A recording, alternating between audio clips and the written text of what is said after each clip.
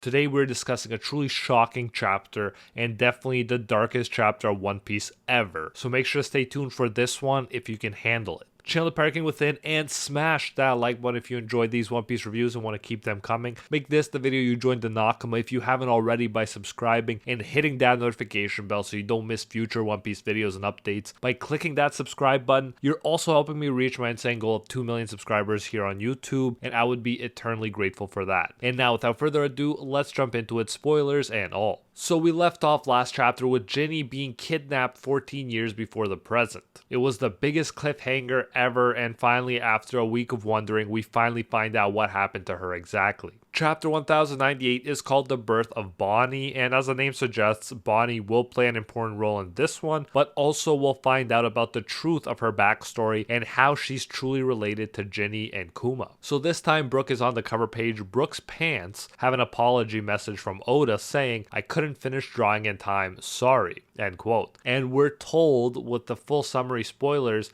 that this is a short chapter of 15 pages and that Oda couldn't finish the chapter manuscript this week, so many pages are not 100% complete. Some panels are only sketches. As far as I know, something like that has never happened, if I'm understanding that right, at least for the 4 years I've been reviewing One Piece. So I'm curious to see how these sketches actually look and if an actual chapter is really going to be published with rough sketches and then potentially be finished for the volume release. Very odd. Won't comment too much on this until we see the actual chapter with the official translations, but I'm pretty shocked by this news. I wonder if that means Oda might need even more breaks in the future. But back to the chapter itself, and it's revealed that Ginny was kidnapped to become a celestial dragon's wife. We don't see who is the exact celestial dragon in this chapter, but we'll come back to that. So a few things right off the bat. First, we know Ginny is beautiful, and all the young men of the Sorbet Kingdom wanted to be with her while she was waiting for Kuma to marry her. So it's not surprising someone would want her for their wife. But so far, we usually see celestial dragons treating non-celestial dragons or commoners as slaves who are beneath them rather than as potential wives. So I'm curious to find out the specifics of this situation. Why would the celestial dragon consider having, for lack of a better term, a commoner as a wife? That in itself caught me off guard, and since Oda hid the identity of the celestial dragon this chapter, I assume it will be an important reveal when it happens. And I assume we may find out more about Ginny's past before she met Kuma and before she became a slave, when we find out about who this celestial dragon is and why he's so fixated on her specifically. I doubt the celestial dragon in question will be Figarland Garling, but he's definitely the main celestial dragon on people's minds right now because of his recent reveal and focus in the manga. Let me know if you got any theories for which celestial dragon this could be, or if you think it's an unnamed one as of yet. It's reported that Ginny's entire Revolutionary Army troop was annihilated in a surprise attack by the world government, which kind of makes me think this has to be a big player even among the Celestial Dragons. I mean, think about it. Charlos got punched in the face by Luffy, and still the world government haven't caught and punished Luffy, even though he wasn't always as strong as he is now. Yet one dude says he wants Ginny, and the world government wipes out her entire Revolutionary Army troop and kidnaps her just like that.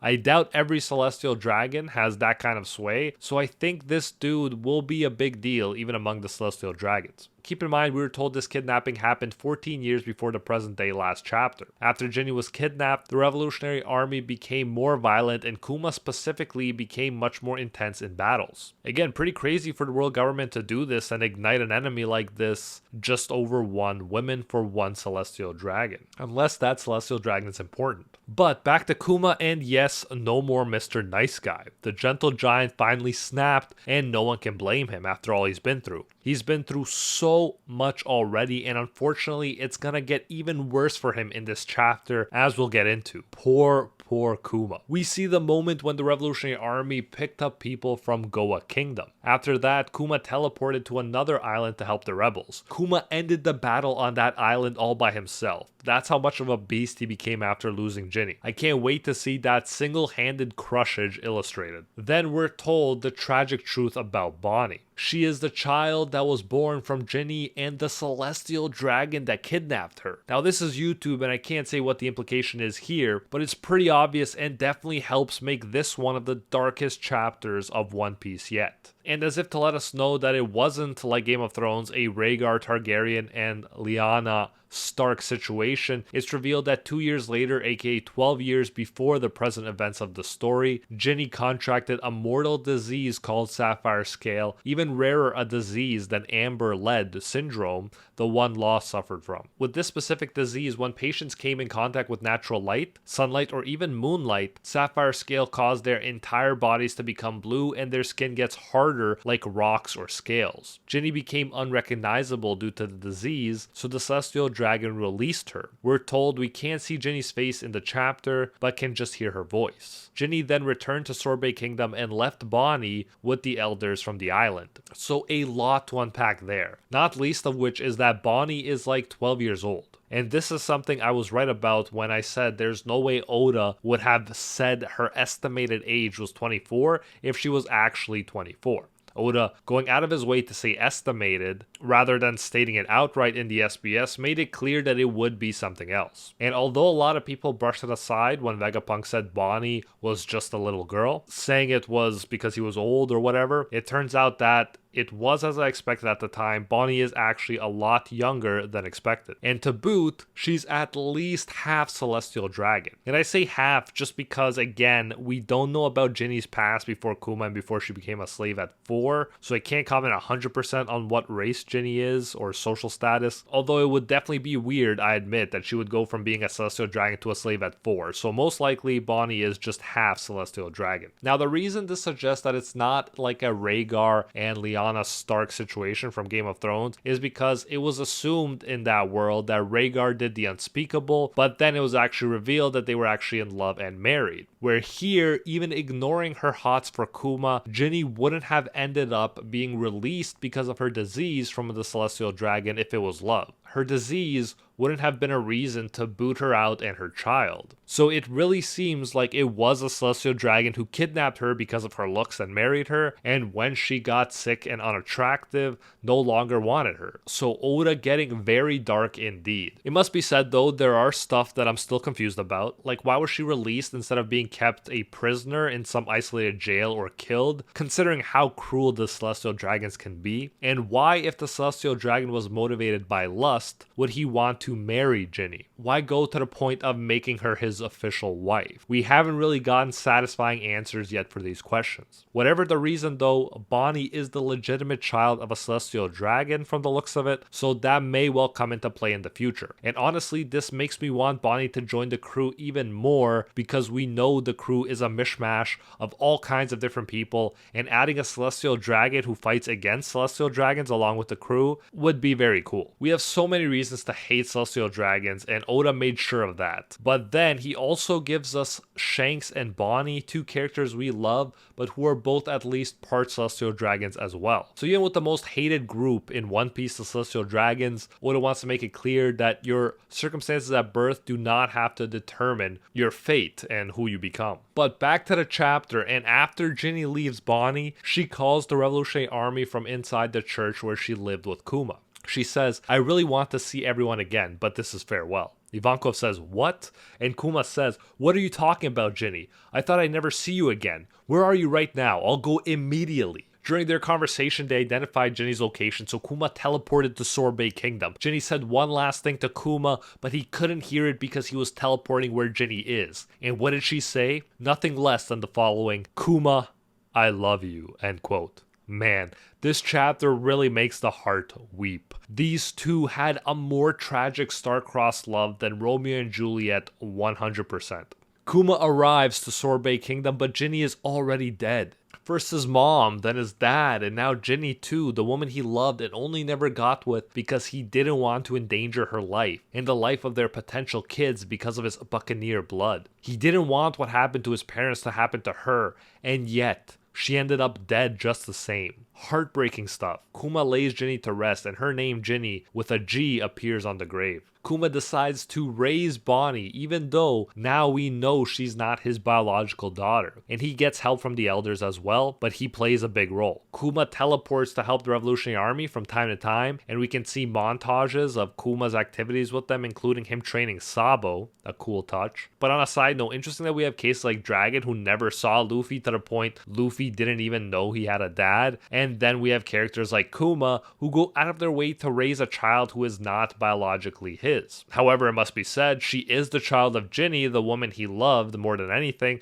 so it's not surprising he would want to take care of her. So he ended up being a father to her and didn't have to worry about his buccaneer blood making her a target. But unfortunately, if the world government wasn't going to kill her, it seemed the sapphire scale disease would. Bonnie develops it too, and clearly sooner than Ginny did. Man, this is so sad at this point that it's reminding me of Clannad After Story. Those who know. Kuma decided to quit the Revolutionary Army and take care of Bonnie full time. And again, you can't help but wonder why Dragon and Yasop don't even decide to see their kids sometimes. But in Dragon's defense, at least he does allow Kuma to do it, and he even tells Kuma that he will ask all the doctors he knows in case any of them can help Bonnie. Kuma has no idea what to do to treat Bonnie, so he decides she can't leave the church. This way, she would avoid natural light, and so she should be okay, right? It's bad enough she can't go outside, but at least she won't die, right? Just wait for the answer to that. Kuma brings Bonnie books about different islands to read. He spends time with her and asks her questions like, if you could travel anywhere, where would you go? Kuma and Bonnie enjoy spending time together as father and daughter. They even dance, as we've seen in flashbacks before. Bonnie had blue stones on her face because of the sapphire scale disease, and that's why Kuma called her Jewelry. Now, isn't that just the sweetest explanation to her pirate name, Jewelry Bonnie? You would have thought it's because she loves treasure or money like a normal pirate. But no, it was because of her caring father, who looked at what others might call repulsive scales and saw his beautiful treasure of a daughter. The highs and lows definitely make Kuma's backstories one of the most impactful, hands down. There is no story more tragic, and yet at the same time, there are so many moments of beauty and love like this one. All I can say is bravo to Oda. This story is a masterpiece, definitely one of the best,